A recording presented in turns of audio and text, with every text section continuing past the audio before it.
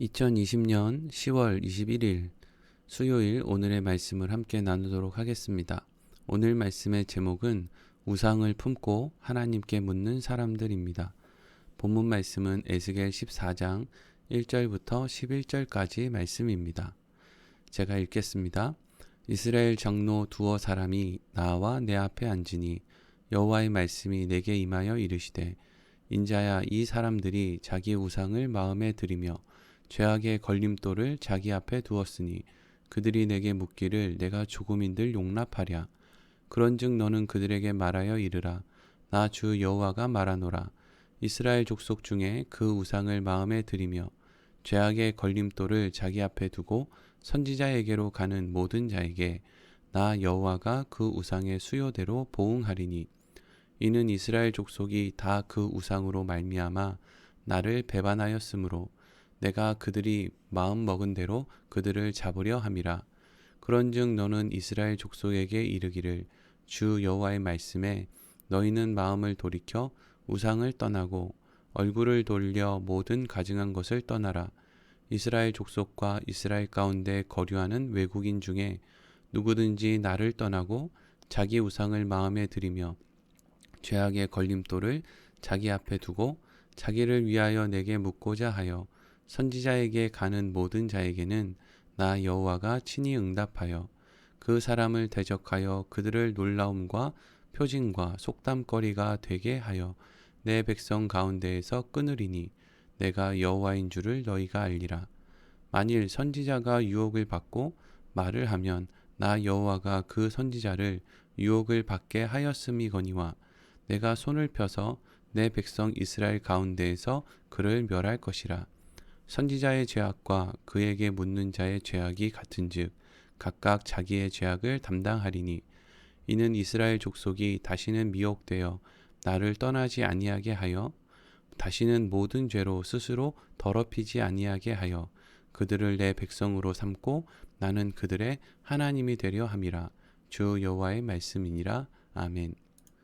지난 시간까지 우리가 함께 나누었던 에스겔 13장의 말씀이 거짓 선지자들을 향한 하나님의 심판의 내용을 담고 있다면 오늘부터 함께 나눌 에스겔 14장의 말씀은 거짓 선지자들을 찾아 그들의 말을 듣고 그들의 말을 믿고 따랐던 사람들에 대한 심판의 내용을 담고 있습니다.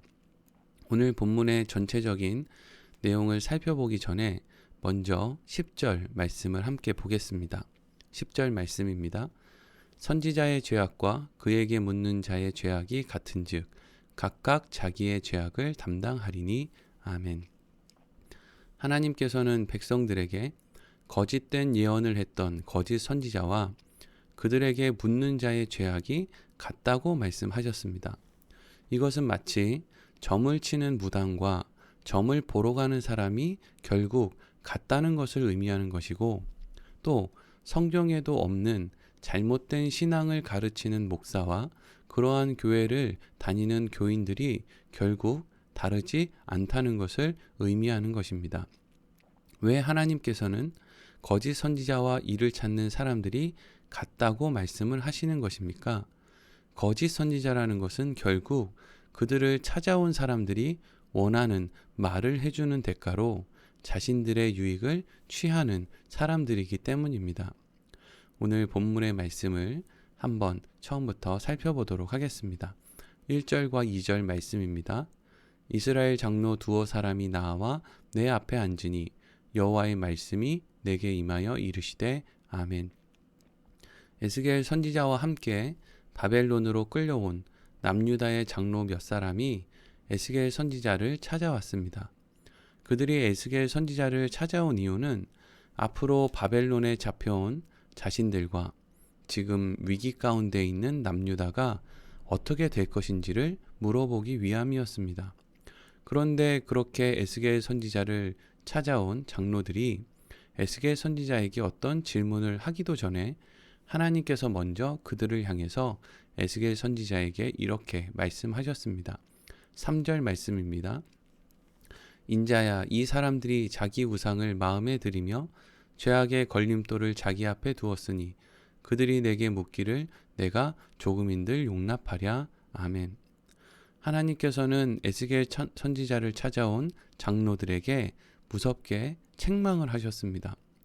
그들이 아직 아무 말도 꺼내지 않았는데 하나님께서 그들을 책망하신 이유는 하나님께서는 벌써 그들의 마음속까지 알고 계신 전능하신 하나님이셨기 때문입니다.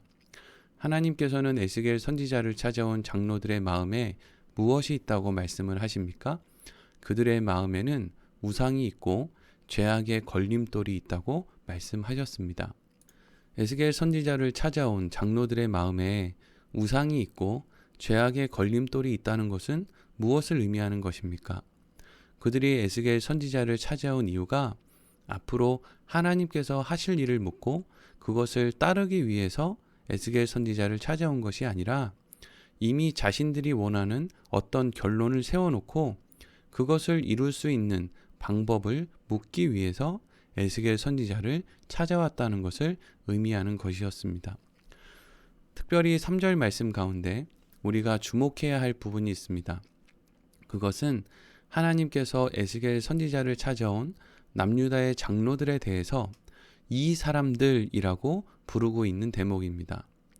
일반적으로 이 히브리어에서 이 사람들이라고 하는 그 말은 남자를 지칭하는데 특별히 남자를 지칭할 때 사용되는 히브리어 단어는 아담이나 이쉬라고 하는 표현을 사용합니다.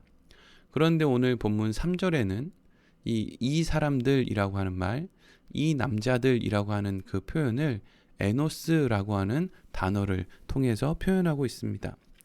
에노스라고 하는 뜻은 죽을 수밖에 없는 존재라고 하는 뜻을 가지고 있는 단어입니다.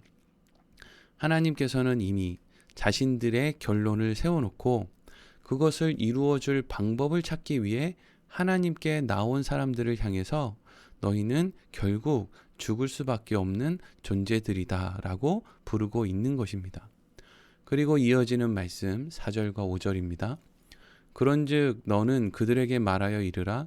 나 주 여호와가 말하노라. 이스라엘 족속 중에 그 우상을 마음에 들이며 죄악의 걸림돌을 자기 앞에 두고 선지자에게로 가는 모든 자에게나 여호와가 그 우상의 수요대로 보응하리니 이는 이스라엘 족속이 다 그 우상으로 말미암아 나를 배반하였으므로 내가 그들이 마음 먹은 대로 그들을 잡으려 함이라. 아멘. 하나님께서는 에스겔 선지자에게 마음의 우상을 드리고 죄악의 걸림돌을 가지고 선지자를 찾는 사람들을 심판하실 것이라고 말씀하셨습니다. 그런데 이러한 일은 남유다에서 에스겔 선지자와 함께 바벨론으로 온 장로들만의 일은 아니었습니다. 남유다의 백성들이 모두 이와 같은 일을 하고 있다고 하나님께서 말씀하셨습니다. 결국 하나님께서는 남유다에서 온 장로들을 책망하시면서 동시에 무엇을 책망하고 있습니까? 하나님께서 하실 일에 대해서, 하나님께서 원하시는 것에 대해서는 관심이 없고 오직 자신의 욕망을 따라 세운 목적을 이루기 위해서 하나님을 찾는 사람들은 다 심판을 받을 것인데 지금 남유다의 백성들이 다 이와 같은 일을 하고 있음을 말씀하시는 것이었습니다. 에스겔 선지자를 찾아온 장로들과 남유다의 백성들이 하나님 앞에 이러한 마음을 갖고 있었기 때문에 하나님께서는 그들을 심판한다고 말씀하십니다. 결국 자신들이 세운 목적을 하나님의 뜻보다 더 중요하게 생각한다는 것은 자기 자신을 하나님의 자리에 둔다는 것이기 때문에 하나님께서는 이제 자신을 하나님의 자리에 세워두고 있는 사람들에게 더 이상 간섭하지 않겠다고 말씀을 하시는 것이고 이것이 그들에게는 하나님께서 세우신 나라의 백성들에게는 심판으로 결과되어지는 것이었습니다. 그래서 하나님께서는 에스겔 선지자에게 무엇을 말씀하십니까? 6절 말씀 읽겠습니다. 그런즉 너는 이스라엘 족속에게 이르기를 주 여호와의 말씀에 너희는 마음을 돌이켜 우상을 떠나고 얼굴을 돌려 모든 가증한 것을 떠나라. 아멘. 하나님께서는 에스겔 선지자를 찾아온 장로들과 또 남유다의 백성들을 향해서 너희의 마음을 돌이키고 우상을 떠나고 가증한 것을 떠나라 라고 말씀을 하셨습니다. 이것은 눈에 보이는 어떤 우상의 형상으로부터 멀리 피하라는 말씀이 아니었습니다. 이것은 하나님을 자신의 목적을 이룰 수단으로 삼는 그 악행으로부터, 하나님을 만홀히 여기는 그 어리석음으로부터 하나님의 말씀을 듣고 하나님께서 인도하시는 길로 순종하며 따르라고 말씀을 하시는 것이었습니다. 그런데 이러한 하나님의 말씀을 듣고도 계속해서 하나님을 자신의 목적을 이룰 도구로 삼는 삶을 계속해서 살아간다면 어떤 일이 일어날 것이라고 말씀하십니까? 7절과 8절 말씀입니다. 이스라엘 족속과 이스라엘 가운데 거류하는 외국인 중에 누구든지 나를 떠나고 자기 우상을 마음에 들이며 죄악의 걸림돌을 자기 앞에 두고 자기를 위하여 내게 묻고자 하여 선지자에게 가는 모든 자에게는 나 여호와가 친히 응답하여 그 사람을 대적하여 그들을 놀라움과 표징과 속담거리가 되게 하여 내 백성 가운데에서 끊으리니 내가 여호와인 줄을 너희가 알리라. 아멘. 하나님께서는 이스라엘 족속 중에서도 그리고 이스라엘 땅에 거류하는 외국인 중에서도 하나님을 자신의 목적을 이룰 방법으로 삼고 하나님께 나오는 사람들에 대해서는 반드시 심판하심으로 그들이 하는 행동이 잘못된 것이라는 것을 분명하게 드러내시겠다라고 말씀을 하시는 것이었습니다. 오늘 본문의 말씀은 하나님을 자신의 목적을 이룰 방법으로 삼고 사는 사람들에 대한 경고의 메시지를 전하고 있습니다. 그리고 그 과정에서 하나님을 믿노라고 하는 사람들이 거짓 선지자를 찾아가는 이유에 대해서도 우리에게 말하고 있습니다. 하나님을 믿노라 말하면서 사람들이 거짓 선지자를 찾아가는 이유가 무엇입니까? 결론적으로 그것은 그들이 하나님을 믿지 않기 때문입니다. 그들은 애초에 하나님을 믿었던 것이 아니라 하나님을 믿는 척 했던 것이죠. 왜 그렇습니까? 하나님을 자신의 목적을 이룰 방법으로 이용하려고 했기 때문입니다. 그리고 그들이 거짓 선지자들을 찾아가는 것도 결국 거짓 선지자를 이용해서 자신들이 원하는 것을 이루고자 함이었습니다.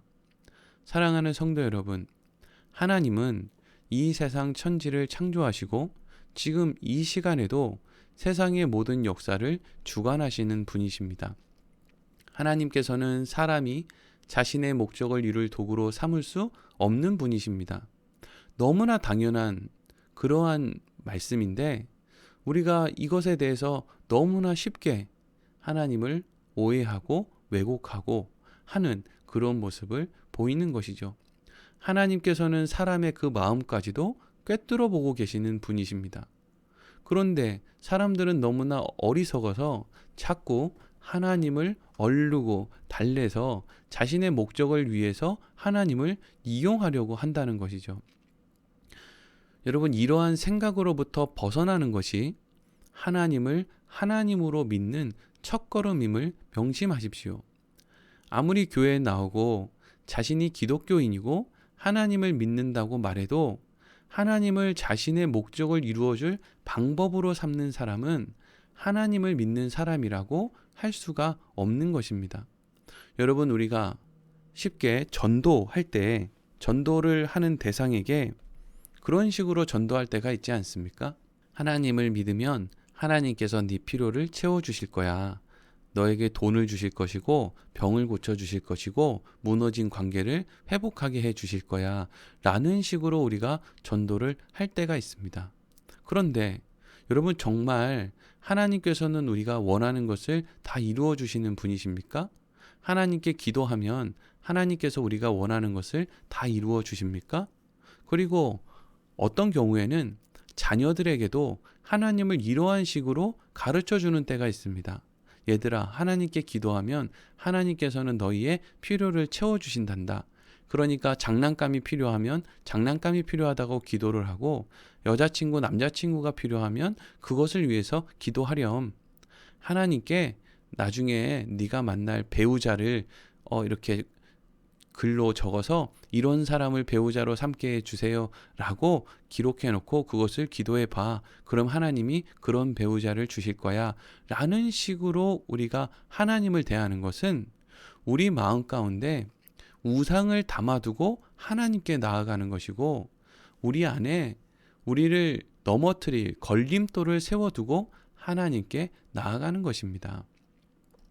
하나님은 우리에게 무엇이 가장 좋은 것인지를 이미 알고 계신 분이십니다.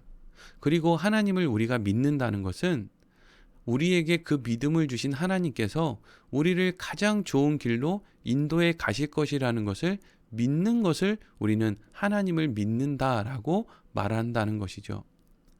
오늘날 많은 부분에 있어서 우리의 기도가, 우리의 예배가 달라져야만 한다라는 것을 우리가 이러한 말씀을 통해서 알게 됩니다. 사랑하는 성도 여러분, 하나님은 우리에게 아버지 되십니다. 우리의 아버지 되신 하나님께서는 우리의 필요를 아십니다.